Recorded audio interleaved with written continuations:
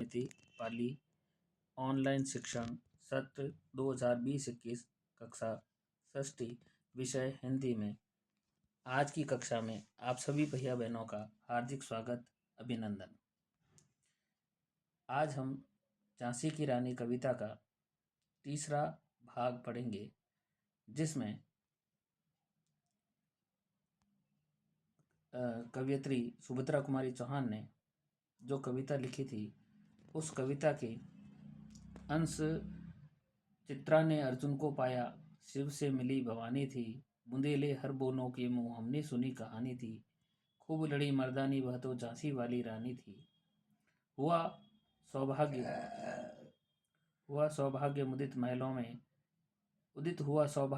महलों में उजियाली छाई थी, किंतु कालगति चुपके चुपके काली घटा घेर लाई थी। तीर चलाने वाले कर में उसे चूड़ियां कब भाई, हुई विधवा हाय, विधि को भी दया नहीं आई। निसंतान मरे राजा जी, रानी शोक समानी थी, बुंदेले हर बोलों के मुँह हमने सुनी कहानी थी, खूब लड़ी मर्दानी वह तो झांसी वाली रानी थी।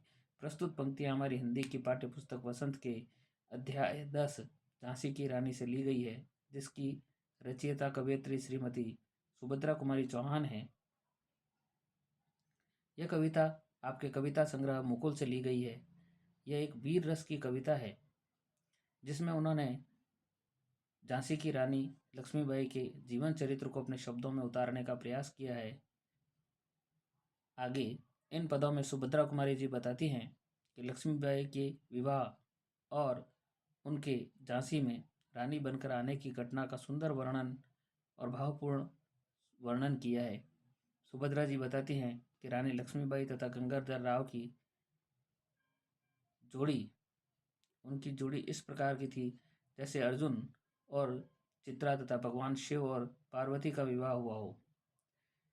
यह कहानी हमने बुंदेलखंड के लोगों के मुंह से सुनी है, जिसमें उनकी वीरता का बहुत सुंदर वर्णन बताया जाता है। सुभद्रा कुमारी जी बताती हैं कि उनके विवाह में से जैसे झांसी में सौभाग्य का उदय हुआ और चारों ओर प्रसन्नता का माहौल था, लेकिन काल गति अर्थात समय का चक्र अपने साथ दुखों को लेकर आया और राजा जी बीमार होकर असमय ही निसंतान मृत्यु को प्राप्त हुए। यह देख कवयित्री कहती हैं कि जैसे विधि अर्थात विधाता जो कि सबका भाग्य लिखता है, उसे भी जैसे रानी पर बिल्कुल दया नहीं आई और लगता ऐसा था जैसे महारानी लक्ष्मीबाई, जो कि जिन्हें तीर और तलवार से प्रेम था, उन्हें या उनके हाथों में उन्हें चूड़ियाँ नहीं पसंद आई। यह बात लक्ष्मीबाई के बारे में कवयित्री कहना चाहती हैं। बुझा दीप झांसी का तब डलहौजी मन में हर्षाया, राज्य हड़प करने का उसने यह अच्छा अवसर पाया। फौरन फौजें भेज दुर्ग पर अपना झंडा फहराया, लावारिस का वारिस बनकर ब्रिटिश राज्य झांसी आया। अश्रुपूर्ण रानी ने देखा, झांसी हुई वीरानी थी, बुंदेले हर बोलों के मुँह हमने सुनी कहानी थी, खूब लड़ी मर्दानी वह तो झांसी वाली रानी थी। प्रस्तुत पंक्तियाँ हमारी हिंदी की पाठ्य पुस्तक वसंत के अध्याय 10 से ली गई हैं, जिनकी रचयिता हम सभी जानते हैं सुभद्रा कुमारी जी चौहान है। आपने बताया है इस पद में कि झांसी के राजा की असमय मृत्यु के बाद उस समय अंग्रेज अधिकारी डलहौजी को बहुत ही प्रसन्नता हुई जब यह उसे पता चला कि राजा जी निसंतान मर गए हैं।